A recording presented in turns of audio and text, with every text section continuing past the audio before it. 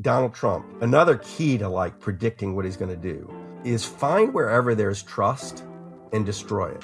He is at a disadvantage in an environment that's high trust. That if you put a bunch of people in a room and they trust each other, they'll quickly spit Donald Trump out like a bad seed.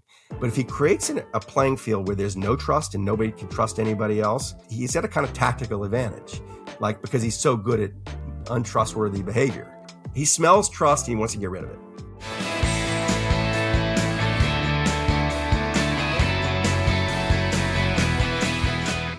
Hello and welcome to the Bulwark Podcast. I'm your host, Tim Miller. Could not be more delighted to welcome today the pride of Newman High School right around the corner from me.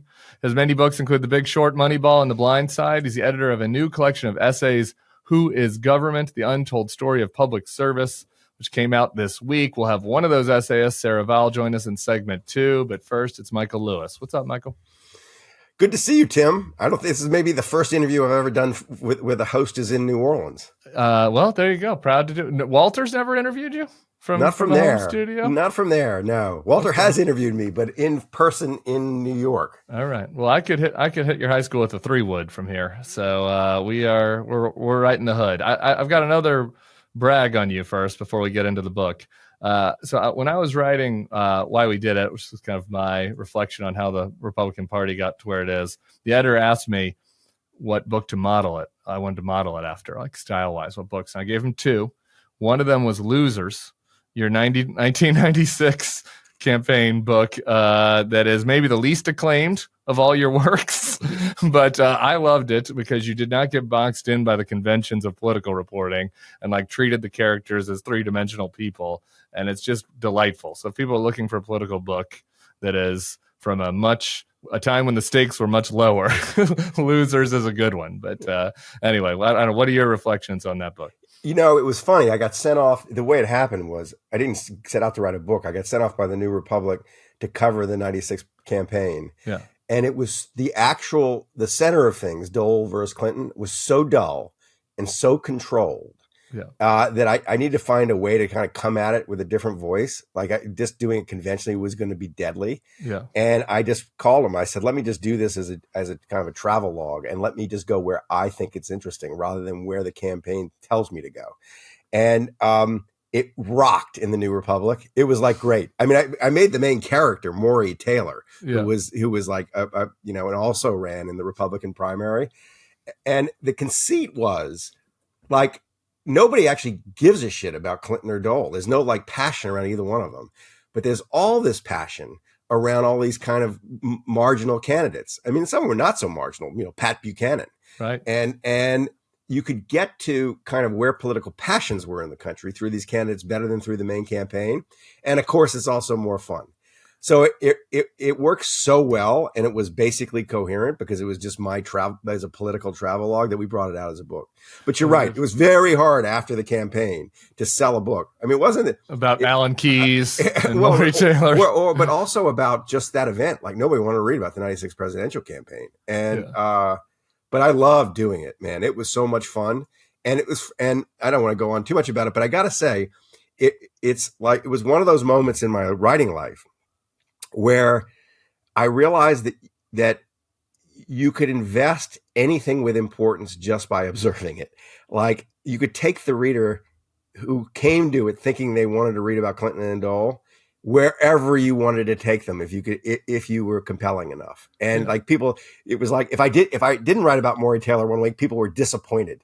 That was kind of funny. Also, with the benefit of 30 years of hindsight and Trump, I guess 20 years, but between 96 and 16, like taking the fringe right-wing candidates seriously, like treating them seriously. I mean, teasing them too, but like treating them seriously and reporting on what they said and all that actually like has relevance. I mean, a lot of these kind of niche type characters are the people that are not the actual people, but the types of people that are at the center of our government right now. Oh, this is completely true. Maury Taylor is definitely a proto-Trump, though he's without the malice and without the vengeance, without any of that. He's, you meet him and he's basically a sweet person, but he's coming at it from the position of someone who knows zero about governing. His qualifications are he ran he was the CEO of Titan Tire and Wheel, very successful businessman, but has that very successful businessman's resistance to the idea that government does anything useful. Yeah. And yes, if you kind of patch together all these different characters' views of the world, you just got a fuller portrait of where America was politically. Like, and Right. so as a result, you can see like where we are now. Then you're just looking at Clinton and Dole, you'd never guess it would happen. What would happen? Hell no. No, that's right. All right. Well, to that point about government, that's this sort of who is government, what does government do well, is, I guess, the central thesis to the book. Pretty relevant now, given what has happened with Elon. So I'm wondering if you could share with the audience some of the people you feature broadly. And I guess I was wondering, have any of them got the axe yet? Have any of the people in the book? So briefly, let me explain the project. Together with David Shipley, who the former opinion editor at the Washington Post, I went out and hired writers I just loved. And they aren't conventional journalists. Most of them are sort of performers, novelists, the people who are really talented at making material entertaining. It was Sarah Vowell, Dave Eggers, Kamal Bell, John Lanchester, Geraldine Brooks, and Casey Sepp. A wide variety of really voices, basically. Drop them into the government and said, just find a story. And I did this because I had written a book during Trump 1 called The Fifth Risk, where I was just shocked by the quality of the material inside the government. I mean, Trump provoked me to get interested in it, and I wasn't expecting the quality of characters who were there, the importance of the mission. I mean, you can argue about what government should do, but we'd all agree it should be doing some things. And there are places where people are doing things that like no one else is going to do, and you're just grateful they're doing them. And they are amazing characters, and they don't know their characters. And their stories never get told for a whole bunch of reasons, which we can talk about if you want to get into that. But so we launched these real talented writers at this beast, and I did 2 of the 8 pieces, and they're long. I mean, my first one's like 13,000 words. And out came like a wonderful array of stories. And so I wrote the first piece in the book is about a guy named Chris Mark, who solved the problem of coal mine roofs falling in on the heads of coal miners, which sounds very niche, but it's a problem that killed 50,000 coal miners in America. You would have thought that the coal companies would have been working on so that. So that's where it gets really interesting. It's like what happened in the coal in the coal mining markets that led this to being kind of a neglected problem. Yeah. And what happened was, and my character himself is a historian of his own field. He shows that like technology evolved so that they actually had the technology to make it a lot safer in West Virginia. And what they did with the technology is make it cheaper to mine the coal while keeping the kind of the level of risk the same. So they had acclimated a workforce to a certain level of mortality, and they just kept it there. And the culture it was a kind of a macho culture. It's like a risk you're taking by going into the coal mine. And Chris Mark, my character, shows that it was actually not until the government interceded and just sort of like with punishment if they didn't use the technology properly, and with the stuff he figures out about how you use the technology to keep the roof from falling, that the safety records start to improve. But I don't think this would happen in every industry, but I think it's the coal mining is such a competitive industry. Like it's so sensitive to cost, and there are lots of little coal mines, and that it's nobody wants to be the one to spend the money to make it safe. And the population of workers was not sensitive to slight changes in safety. The whole reason why it ended up being a government problem. But anyway, that's one. Sarah Vowell, who you're going to talk to later, I'll leave that to one side because she wrote about the National Archives and a woman who helps run them. A piece that like was totally unexpected, John Lanchester, who I just adore, English writer. He came in and he said, I know you probably want me to write about person, but I'm going to write about my character is the consumer price index. He said that it is fundamental to the United States government that it count things. It can't apportion power unless it counts people for a census. And it's written into the Constitution. And the United States government is the greatest counter of things in the world. And what it counts is amazing. And it basically provides portraits of our society and other people's societies with really careful statistical collection and analysis. And he just takes one of these things, the CPI, and shows just how hard it is to do this well, just what a monumental achievement it is, and just actually, incidentally, how at risk it would be in nefarious hands. Like you could just, we trust it. We just assume that like whoever's doing is doing their best. So what is that? What would be the downside of the CPI? Of us, putting Corey Lewandowski in charge of the CPI and them just making it whatever Trump thinks is the best. Well, if we don't actually know what inflation is, I mean, for a start, the Federal Reserve won't know how to adjust policy. Right. It will sow confusion into the minds of people. People will have to kind of guess what was happening with prices. That in and of itself, it'd be interesting to see what happened if you just actually totally politicized it. There's already hints that they're thinking this way. They fired a bunch of experts who helped the Department of Labor Statistics improve it. And the next step would be, you don't get to release it out of the Department of Labor Statistics. We're going to release it out of the White House. And so they complain about the job because job numbers come out and then they get adjusted, right? Yeah. And so you as you get more information coming in, so you already heard them during the Biden years saying that these guys are cooking the books because a couple times it got adjusted down from what it initially had been said, and so if you use that as a pretext to just say no, we don't trust these guys, they're political actors, we'll decide ourselves. So that's right out of the Trump playbook. That if you want to know what he's going to do, see what he's accusing other people of doing. Yeah, right. Usually falsely. Almost all. He's a master of bearing false witness. But if he's accusing someone of doing it, it's within his imagination. He operates within the limits of his imagination. His imagination is spurred by the awful things he can imagine other people doing. It's usually fantasy, but he's had the idea then that, you can do this. And, in my mind, they've already done it, so I can go do it. That's sort of the psychology of it. And that's the psychology that would lead to, just as you say, like them starting to sort of make up whatever they want to make up. If you lose the portrait of the society, you can't manage it. I mean, that's one thing. But with this specifically regard to inflation, let's you and I, let's say all of a sudden we knew they were just making it up. And they had control of the money supply so that they're like the Federal Reserve is no longer independent. I think what happens is it becomes self-fulfilling, that we're panicky and grabbing at ways to sort of preserve the value of our dollars. You think egg prices are bad now, or housing prices or whatever, that there becomes that the anticipation of inflation spurs it. And spurs inflation, yeah. Yeah, but and anyway, so John Lanchester wrote about that. Dave Eggers wrote about people at NASA who were looking for little green men in distant space and doing really interesting research.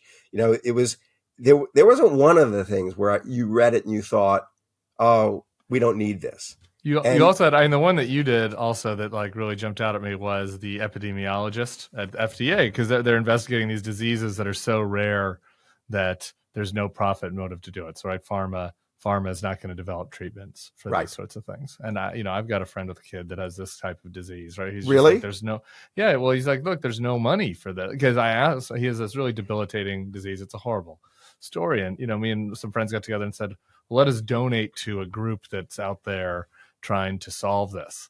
And like the answer is no, like only the government is. Like it's too rare. There's 3 kids a year or something in America that get this type of disease. Let me use that story. It's about Heather Stone, who's currently, but who knows for how long, at the Food and Drug Administration, to illustrate just how easy it is to get the stories to fall out of the tree if you just shake it a little bit.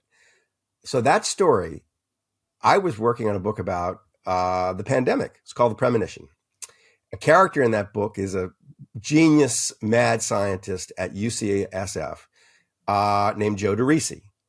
And he figures in that premonition in one way. But while I was with him, he said he happened to have thought he found a cure, or at least a treatment, for a brain-eating amoeba called Balamuthia. Now, Balamuthia, we haven't even known about Balamuthia since the mid-90s. It was discovered in the mid-90s. It's probably it's responsible for a lot more deaths than we know because it just hadn't been identified. But it manifests as like encephalitis. Your brain explodes. And no one was quite sure how people got it, but little kids got it. and turns out it's probably like ingesting dirt. A little unclear how it comes in, but in it, whatever. So Joe DeRisi, a patient had walked into UCSF's hospital with this, died. He took the Balamuthia and in his lab bombarded it with all known acceptable chemicals to put inside human beings, all known approved drugs, not just in the United States, but in Europe. And found that there was a drug that was used for UTIs in Europe called nitroxyline that actually killed this thing. The next time someone walks into the hospital with it, there's, the person's going to die if you don't do anything. He bombards it with nitroxyline, the doctors do, and the person survives. Really good sign. So I watched that. I just watched that happen. I said, wow, you solved a problem. And he goes, no, I haven't solved a problem because we know about it. And if someone happens to call me, they will get that treatment. But like the doctors of America don't know about it. And I said, well, doesn't like someone in the government or someone somewhere assimilate anything that's been done about these rare diseases so that there's like a database? And he said, nope. And then he paused and he said, you know that this is one woman in the FDA who badly wants to do this and who keeps pestering me. And I don't know how it's going there, but he said she doesn't seem to have much support from her institution, but she's trying to get doctors from around the whole world to feed whatever treatments that have worked for rare diseases into her. It's called Cure ID, and God knows where it goes. So I called her up for this just to see if she was a story. And that story at the end of the book is her. And it's not the story of government success. It's the story of what should happen. This thing she's created should work. Now, it does so happen that she personally intercedes to save the life of a little girl in Arkansas who's got it. And how that happens is amazing and serendipitous and requires lots of accident. But at the same time, at exactly the same time, another very little girl in Northern California contracted it and the doctors never heard about it and she died. But what I loved about Heather Stone was like all by herself for all kinds of deep personal motives. She was trying to spin up, which should be a massive operation, right, and was kind of meeting resistance because of our hostility to government. She's still there. You asked me, let me answer the question you asked at the top. What's happened to these characters? Like you read all of them and you think, I want that person in government. I mean, it's just no brainer. And two of them have resigned. Two of them are resigned. My two both feel they're on tenterhooks and like their job could be gone any day. Yeah. And the others, I think I've been told with all of them, they don't want to have much interaction with the writers who wrote about them anymore. Right. They don't want the attention. They don't want the attention anymore. It's like, they didn't want the attention in the first place much, but it's like, really don't write about me now. Because I was just talking to my husband about this. We have a friend who is in I guess I won't say it. He's in the bowels of one of these, kind of institutions, solving problems like this. And he's like, it's sort of a USAID adjacent thing. Yeah, I'm like, is he okay? And it's like, well, yeah, for now, right? But it's like, because they haven't figured it out yet. You know what I mean? They haven't figured out all of the ways the different, agencies interconnect, right? And so, TBD. It's really interesting. I mean, it's disastrous, but it's interesting watching how they're going about what they're doing, because quite obviously they don't know they come in not knowing anything or very much.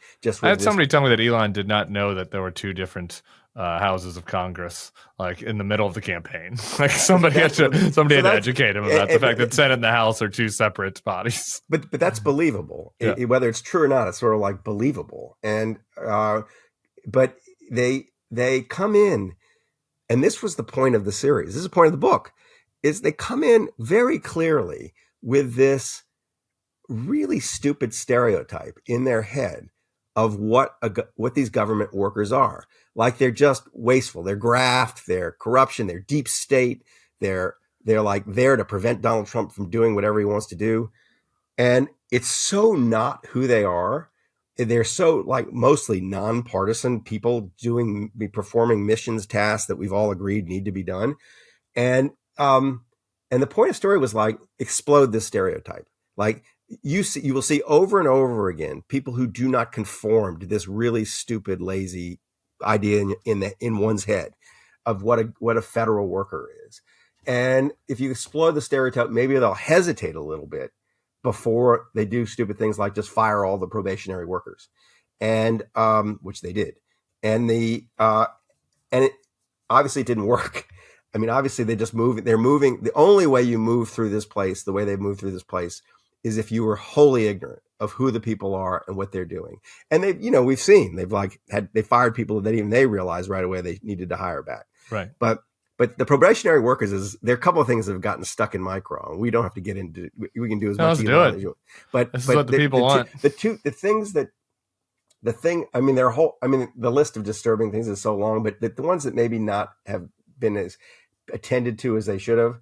The probationary workers, the 50,000 workers, these are people who were in their first year of government service, and so they didn't have or who've been promoted recently. That might be true. It was the first year. It's the first year of service, or it's like you worked at whatever, some sub agency and got promoted and took a job at a different sub agency. You become probationary again if you've changed. So you know more about it than I do. But what I do know is that there's this period where you can just be fired at will, easily. Right. You don't have to go through some process to fire this person. So because they were fireable, they got fired. But think about who those people must be. Almost certainly they skew extremely young. Like these are the young people coming into government, which is what we desperately need. I mean, here's a stat for you. In information technology, like the computer systems, only 4% of the employees across the federal government are under the age of 30. 50% are over the age of 50.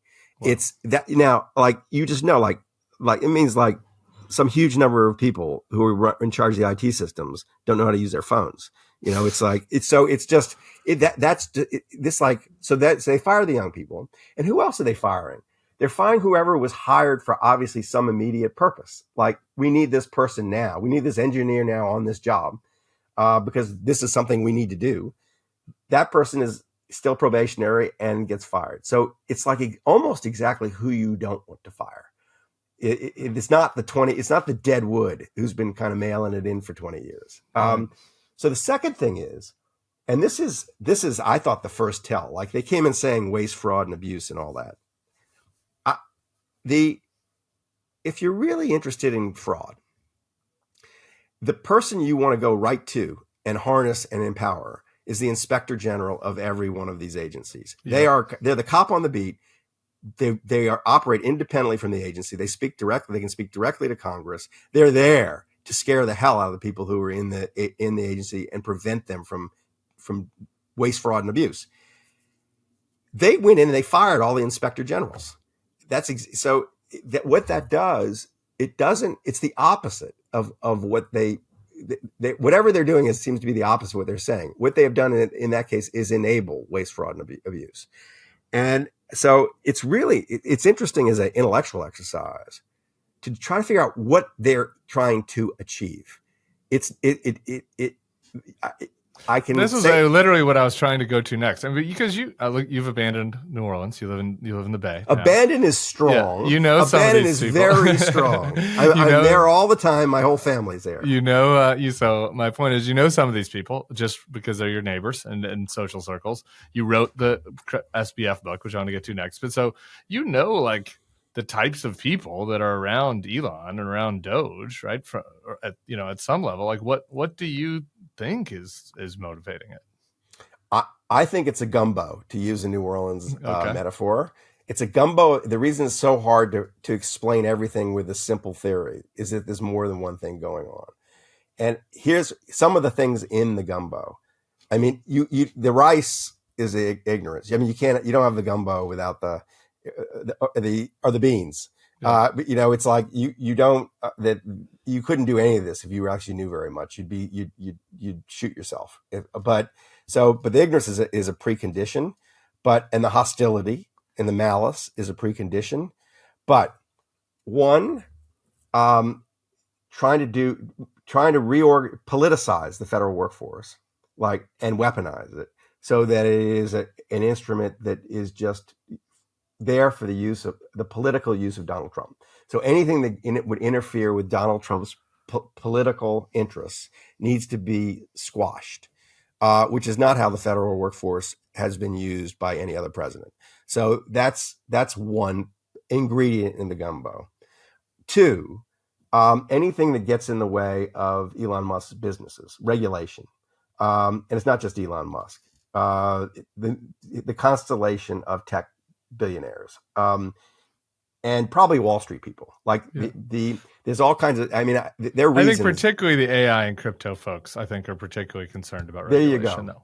That's probably right. You know, it's like they one of the characters in the book, Geraldine Brooks wrote a lovely piece about him. Jared Koopman is a total stud of a cyber crime cop inside the IRS, who has raked in like billions of dollars for the United States government by busting cyber crime rings, broke up, child sex trafficking operations. I mean, he's a superhero, also like a black belt, and someone Elon Musk would not want to be in a ring with. And they gutted his unit. And it's like, this is a hugely profitable enterprise and doing like nothing but simple good in the world. Why would not saving any money? It's it's losing costing money. Billions of dollars. So why would you do that? Well, the reason is in the name of the unit, cybercrime. You've let cyber criminals out of jail. You've given pardons to cyber criminals. You are courting the crypto world, and they don't like this sort of police. It's like just the narrow business interests of some now very influential people. But it doesn't explain all of it. Like none of that really explains the Department of Education being whacked. They'll tell a story about how, it's being whacked for culture war reasons. Like it's woke and it's telling all the states how to teach in the schools. But that's not what it's doing. It's a big bank that redistributes, also does this redistribution from rich to poor areas. So it's subsidizing poor kids' school education. And a lot of the poor kids are in rural America. A lot of those poor kids, it's like it is a direct subsidy to red America. And so not obviously in Donald Trump's political interest, because they're stripping funds away from his base. So I think the other ingredient is this dude, and I don't know how to pronounce his name because I've heard it pronounced two ways, Russell Vought or Russell Vogt. The guy I think at OMB, who is one of the architects of Project 2025. And who's got a kind of, it's just a libertarian attitude that just there's too much government. We just got to get rid of government. And that also, it sounds really good until you actually see what the government's doing and what happens if you remove it. And then you can start having a grown-up conversation. But it's like he's never had the grown-up conversation. And it's not that some of it might not make sense, but it's like it's so crude. So he seems to be an ingredient in the gumbo because I can't, just knowing Trump's total indifference to the bureaucracy, right. I can't imagine he cares all that much about the Department of Education. So then the last thing, then I'll shut up. The last thing that sort of runs through all of this underpins it, is I think Donald Trump, if you have another key to like predicting what he's going to do, is find wherever there's trust and destroy it.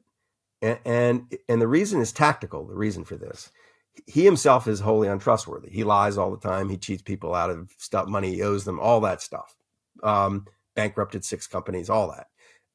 And he doesn't even pretend really to be that trustworthy. And he is at a disadvantage in an environment that's high trust. That if you put a bunch of people in a room and they trust each other, they'll quickly spit Donald Trump out like a bad seed.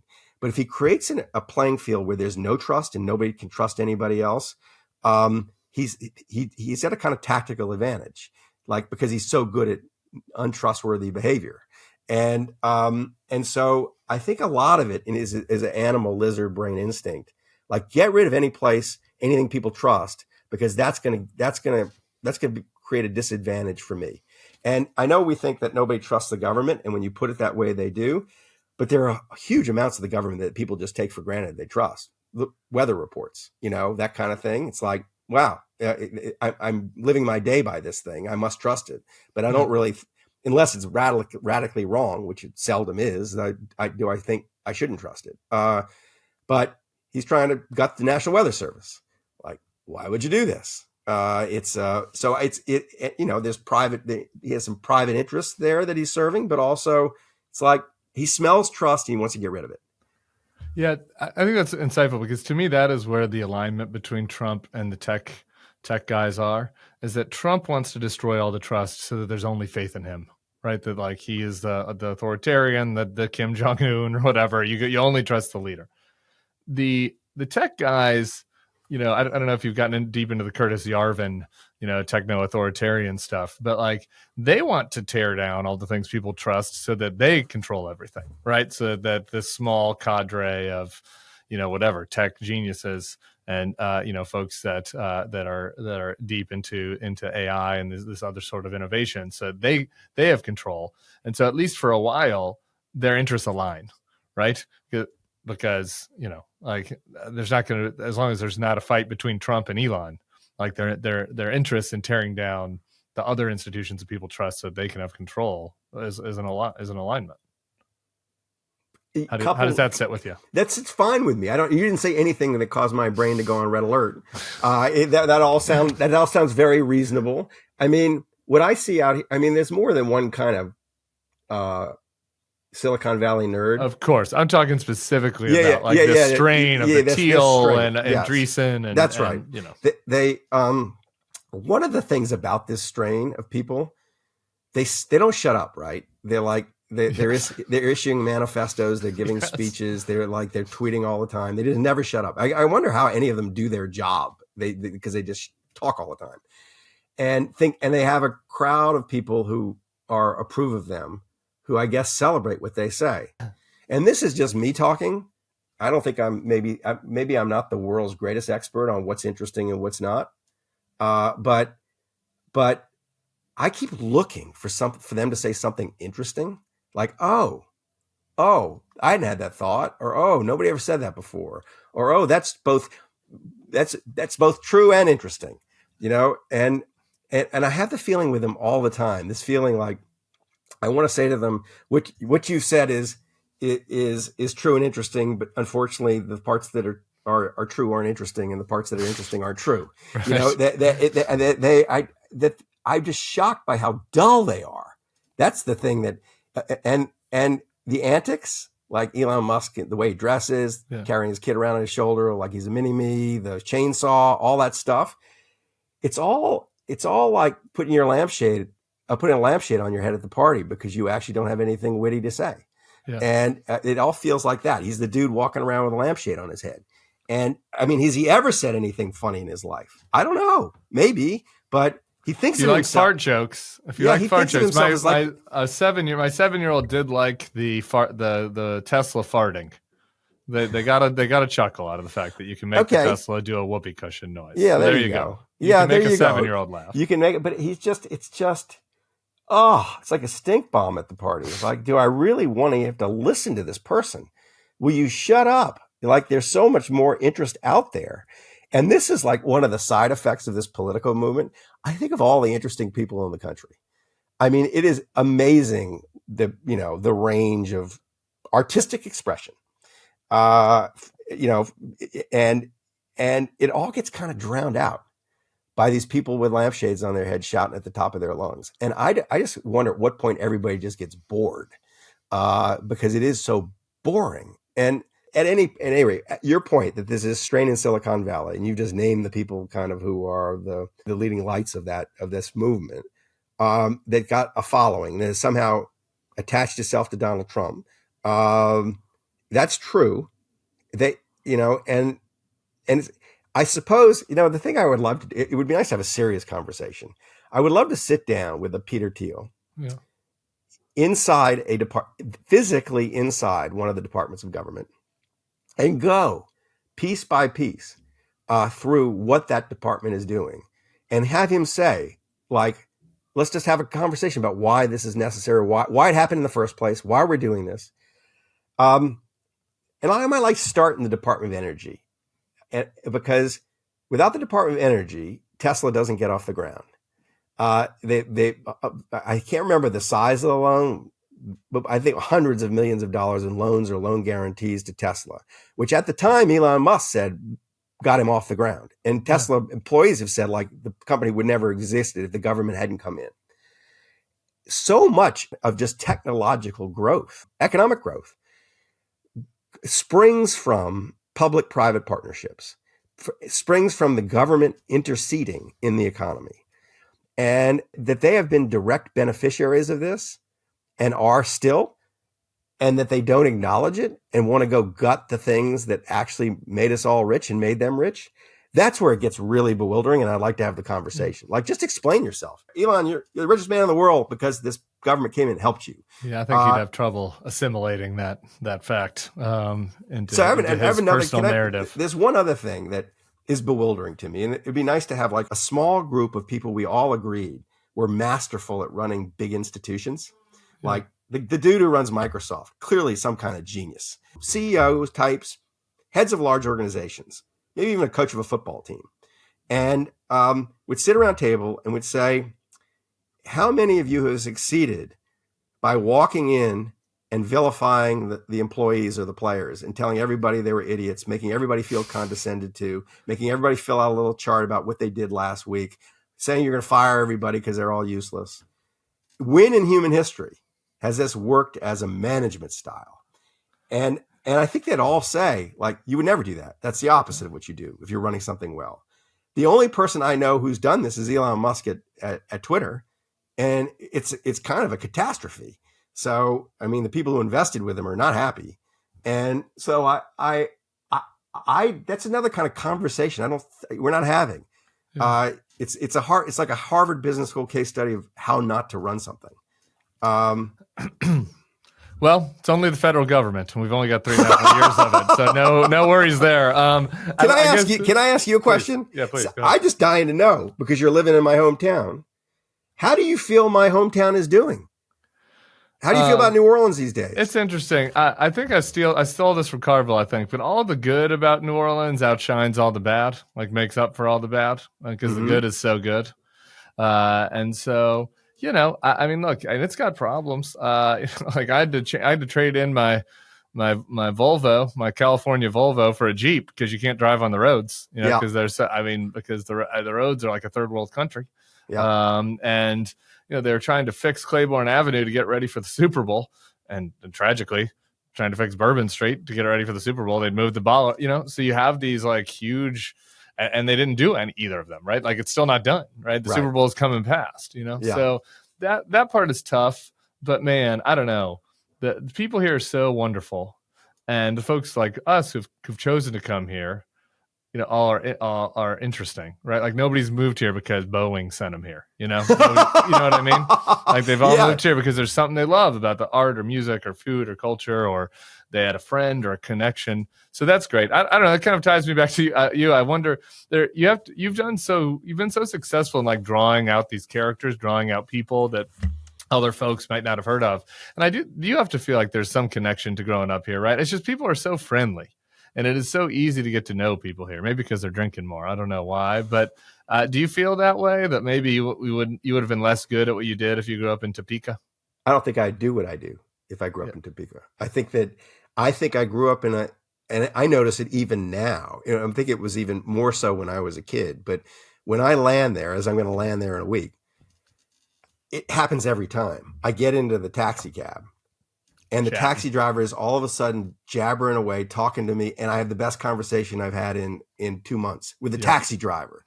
And then I'm walking the streets, and people don't let you walk by without acknowledging that everybody's expecting some acknowledgement.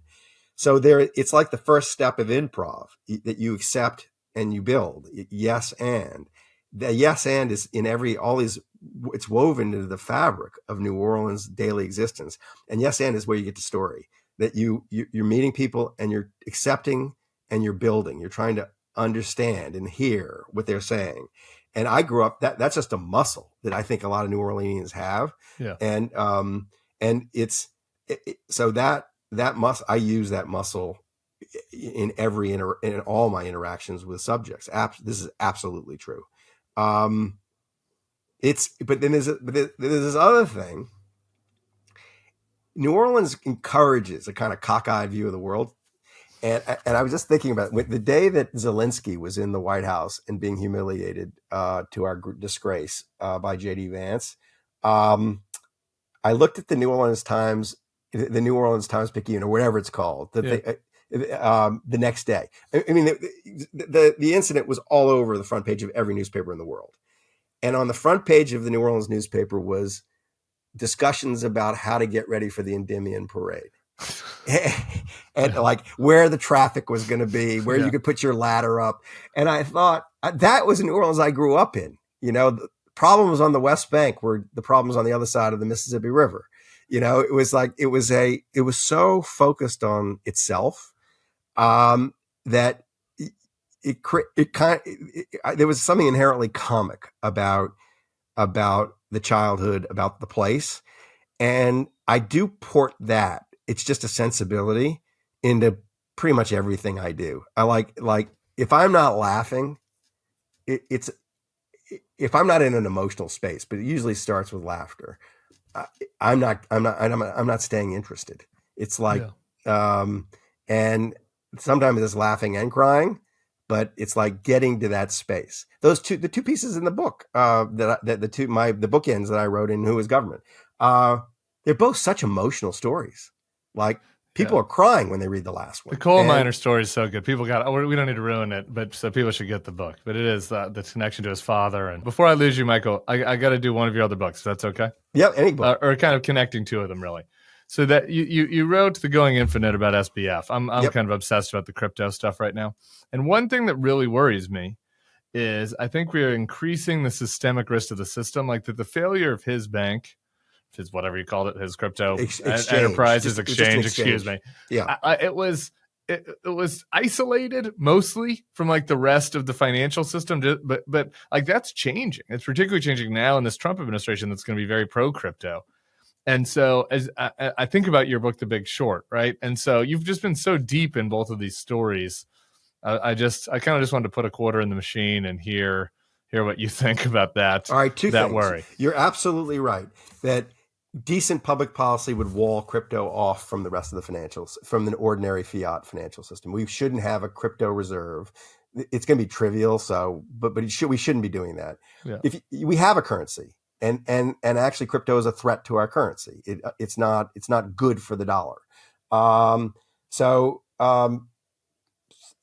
To the extent that like banks are encouraged to take crypto risks, or big financial institutions have big crypto risks. So if crypto goes south, which it will at some point, there's nothing underneath it. It's just air. It's faith. It's a religion. Like, who knows what's going to happen? It's like predicting what's going to happen with Scientology.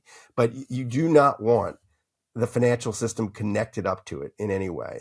And the drift right now is to connect it. It's not so big. I mean, I don't know, some total of all the value of crypto is like a few $1 trillion. It right now, it doesn't feel like it's big enough to have a housing style systemic. Yeah, that's right. Exposure. But there's this. I tell you what's on my mind. If you look at the story of the financial crisis, you look at the Big Short story. The reason the financial crisis is resolvable is the government is plausible. The government there's faith in the government, and as angry as people are about it, governments can walk in and insure the risk. They can walk in and say, we're not going to let these banks go down. We're going to make good. We're going to calm the markets, kind of thing.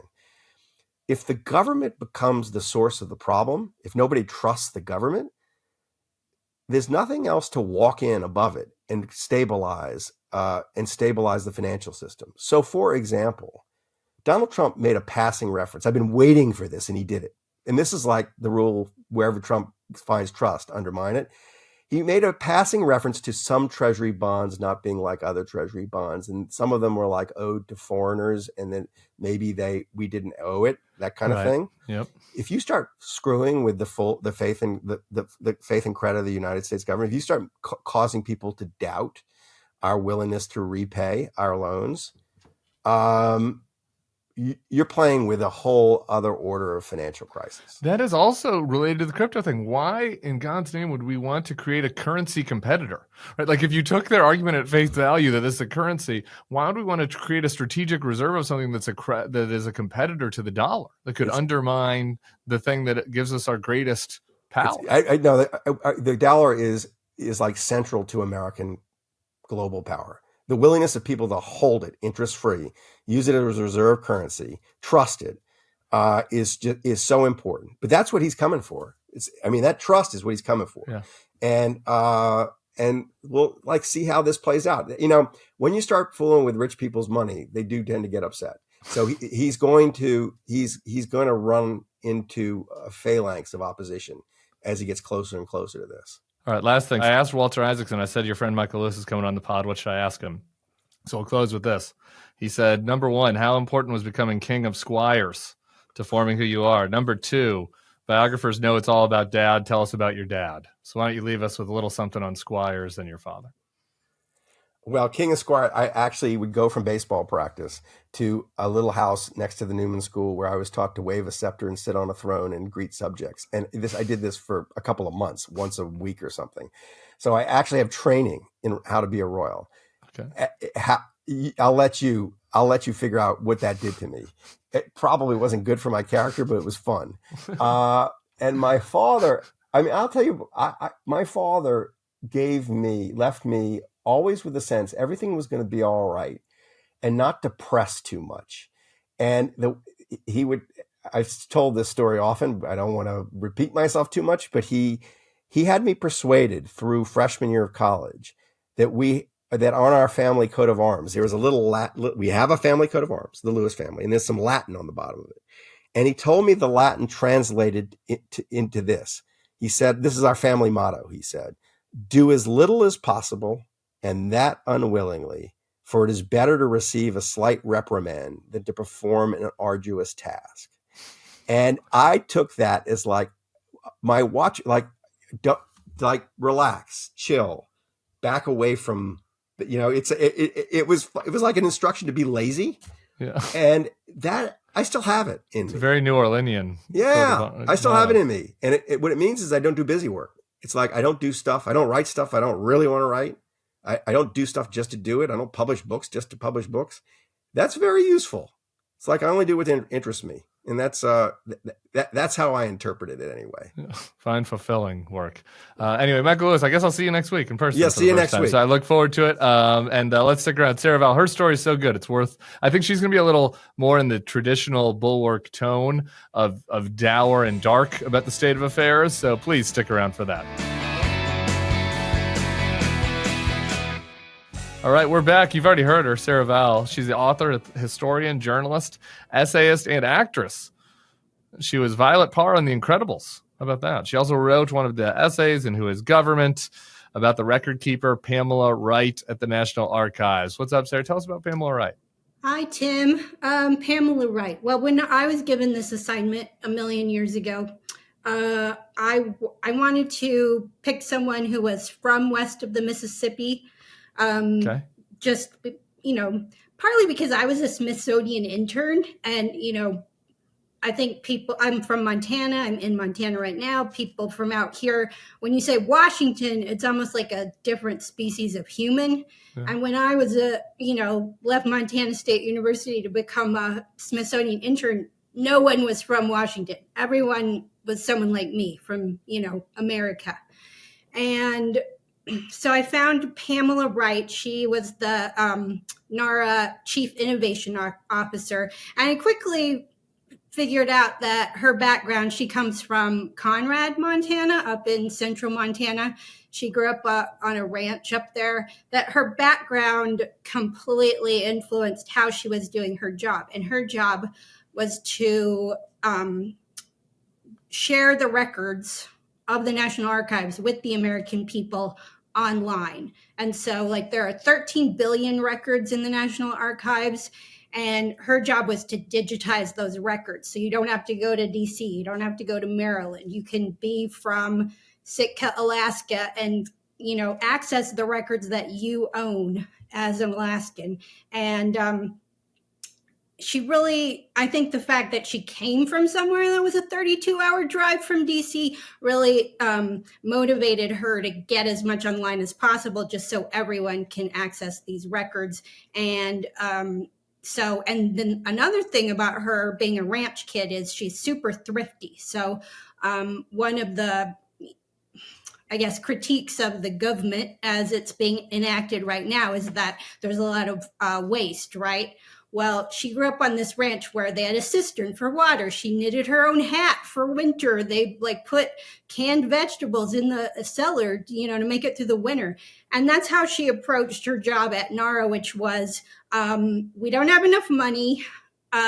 What can we do with what we have? And so she started these volunteer programs to get just regular citizens to work for free, transcribing the records, scanning the records. That she has this program called History Hub, where anyone anywhere can type in a question on the NARA website, and one of the archivists or one of these volunteers will try and help you. And some of them are just, random history questions about, I don't know, Annie Oakley. Millard Fillmore. Millard Fillmore. Who doesn't care about him?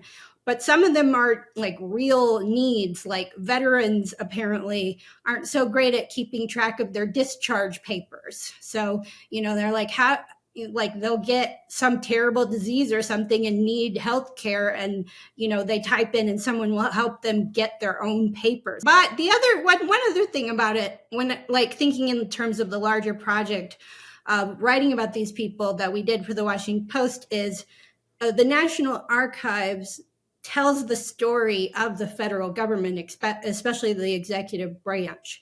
And then also, I knew I could tell Pam's story by using those records. She's a homesteader's granddaughter. And so we looked at the Homestead Act. She went to the University of Montana and became an archivist because she was a work study student. And so we looked at the Higher Education Act of 1965. I was a work study student too here at Montana State. And that's how she got the training to become an archivist by this government program that, was set up to not just fund students' educations, but give them the training to go out into the world and to lead, middle-class professional lives, which no one in her family had ever done. Yeah, there are also just these elements now that are online that people never could have gotten before. There are elements in the archives that are pretty wondrous. You kind of end the story talking about the glass plate negatives, these early pictures from Matthew the Civil Brady's War. Civil War. Yeah, talk pictures. about that. Yeah, well, a lot of the records are about our wars and our veterans, and the way they, keep and take care of these records is so solemn and so serious. And these people died, these soldiers died in the Civil War. And I just think about them all the time. What would they think if they knew they were in these glass cases in Maryland being taken care of? But I can go really Rain Man on this stuff because all of these records are so interrelated. Like one of Pam Wright's programs was digitizing the censuses, putting those online.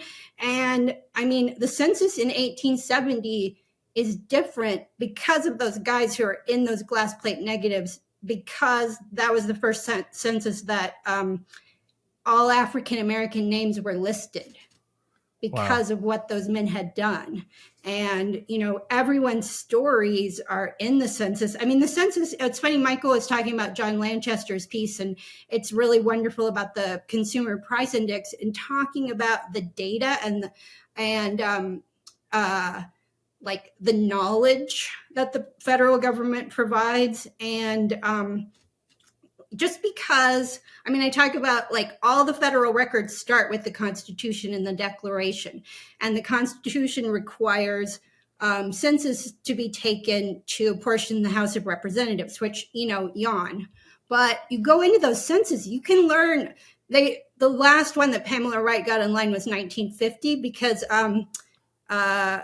they wait 72 years because there's a lot of private information. It just came out with these JFK files that got put online this week by NARA, that a lot of those files have people who are still alive social security numbers on them. Yeah. Yeah. So one of the problems is rushing it out just because it's the whim of the child king. But anyway. Yeah.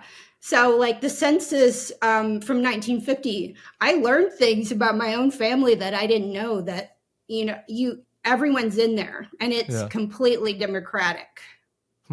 I want to talk about things I didn't want to know about my family, but you can't. You have a secret great aunt you learned about? I just learned why my mean drunk grandfather was a mean drunk, and as a liberal, it was a hard lesson because it turns out he worked for the WPA on a road crew, and that's how he broke his back and turned into the misanthrope who ruined all our lives. So it's really hard for a liberal to know that the New Deal is responsible for an entire family crumbling for decades. That's dark. But Speaking now I of know. darkness, we got to close with the one political element to this it's related because it's very relevant, which is, well, there are a lot, but the one acutely political story that is related to your story, which is Colleen Shogan, right? Which is that Trump fired the archivist, the head archivist, Pamela's boss, who was responsible. Which is his right. Which is his right. Yeah. But the thing that is relevant here is that Shogan is the type of person that is another type of person you guys could have profiled. And she took her job so seriously that in kind of a really tough situation, as Biden was going out, Biden was, kind of decreed that the Equal Rights Amendment was officially part of the Constitution. And whatever your feelings are about the Equal Rights Amendment, I assume most listeners and both of us are supportive of it. But like, it did it in a way that didn't follow the letter of the law. And so, but Shogan was getting pressured to, put it in the official archive, and she wouldn't. So she kind of stands up to Biden, because she takes her job so seriously. Trump comes in, fires her anyway, because he's pissed about that it was the NARA, the archives, that kind of kicked off the classified documents that he was keeping in his bathroom at Mar-a-Lago, like that whole case. And so, like, this is just another example, like both of these characters, Colleen and Pamela, of people that are in there, they take their work seriously, they're doing it judiciously, and they're just being, treated like garbage by the incoming administration. Well, I mean, that's one reason I wanted to write about NARA was, was the president had made it into news, and because he, kept our records in his bathroom, and NARA's job is to get those and keep them safe for us. Like when I was going to Matthew Brady to see those Matthew Brady cases, I had an ink pen that I was taking notes with, and we had to go back to somebody's office and get me a pencil because they're so serious about taking care of all these records. Ink can damage the records and a pencil can be erased. So we had to go back, get me a pencil so I don't wreck anything. Like, they're very serious people and no nonsense. And there are all these laws that govern how NARA operates, including the Presidential Records Act, and including how they, how would you put that with the ERA thing? Like, they're the ones who put these new amendments into the Constitution, right? Record, yeah. So there are whole processes that they're all going to follow to the letter, because they're actually, I mean, Michael Lewis, his whole thing is, let's take something you think is boring and make it interesting. My whole thing is no, this thing you all think is so interesting is actually super boring, and that's how it should be. And the National Archives is completely, nonpartisan and just follows the law. But because, I mean, the interesting thing is, if you one of the strains of American thought that goes into whatever this madness we're in right now with firing the federal workforce is suspicion of the government, right? And NARA's function since Watergate and since the Freedom of Information Act is to provide us the access to our own records so that the government is held accountable. And so if you're suspicious of the government, which all of these, government efficiency people seem to be, NARA is the place to go to confirm your suspicions. I mean, the other thing is, when I had this list of documents I wanted to see, partly because I'm a history nerd, and I was like, hey, can you guys show me the Louisiana Purchase? Because I wanted to see it. Yeah. and because Pamela Wright was born within its borders. And that was kind of the moment when America becomes way too big to govern. Yeah. And her mission was to shrink down that distance. But when I looked at my list, it was a pretty liberal list. And so I asked a Republican ex-governor of Montana to, like, what should I ask to see? Because my list was so liberal. And he gave me a bunch of Nixon stuff, like the bright side of Nixon. And it's incredible. Like, I saw the Clean Air Act that Nixon signed. Right. And, you know, that doesn't really conform to how I think of Nixon. And like so much of the archives is the Nixon tapes and his worst impulses. But the Clean Air Act has saved tens of thousands of lives. So, like, the other thing about the National Archives is it tells the full story, even the ones we don't want to know or think about. I need to close with something completely unrelated to this, based on your expertise for The Incredibles. What superpower do we actually want? You know, if you got to have one, which one would you actually want? I would love the one that Michael Lewis just told you about, where he just like doesn't work too hard or overthink things, because I like working with him. Or you can succeed without trying. Yeah, totally. I'm a doer of homework. I like send him a bunch of articles this morning. Maybe he should think about, like, he doesn't do any of that. I've been up since 4 a.m. reading about, you know, investment of the U.S. government. And like, did you know this, Tim, that there's this new medical journal article about the COVID vaccine that 35 years and $337 million worth of federal research went into that before the pandemic started. And so the Operation Warp Speed, one of President Trump's greatest accomplishments, because it happened so fast, was actually because we invested in federal research for more than 3 decades and more than $300 million. That's the kind of thing I do that Michael Lewis is not getting up at 5 a.m. There's a lot of mRNA work happening. A lot of really important. Yeah, casual. That's the superpower I want, but we'll That's never good. have. May we all be successful without trying, like Michael Lewis. That's a good place to end. Thank you, Sarah. Well, it's so good to meet you. Appreciate you doing the podcast. Everybody else, we'll be back here. Well, wait, I'm in Arizona tomorrow, so we're taping some live shows in Phoenix. You'll get those conversations on Monday's pod, and maybe we'll do a bonus interview as well. We'll see how it goes. So we'll see y'all on Monday. Peace.